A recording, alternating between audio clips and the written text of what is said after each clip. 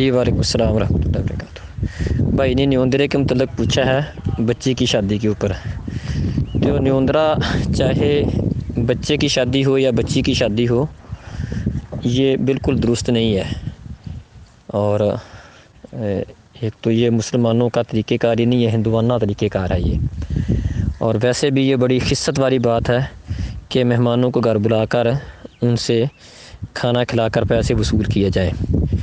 اور دوسری بات یہ ہے کہ یہ ایک قرض ہے، نیوندرا ایک قرض ہے جو اضافی پیسے لگا کر واپس کرنا پڑتا ہے، کیونکہ نیوندرا وصول کرنے والے جب وصول کرتے ہیں تو اس کو لکھتے ہیں اور پھر اضافی ساتھ مزید پیسے لگا کر اس کو واپس کیا جاتا ہے۔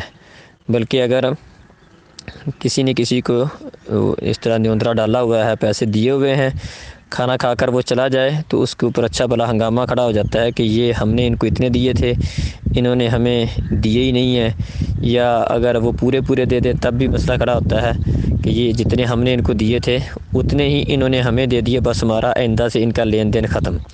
تو یہ گویا کہ ایک اگرچہ طے نہیں ہوتا، لیکن رواج یہی ہے، طریقہ کار یہی ہے کہ جو پیسے دیے جاتے ہیں اور اس کے اوپر اضافی پیسے دیے جاتے ہیں۔ تو اس اعتبار سے بھی یہ ایک بالکل غلط بات ہے۔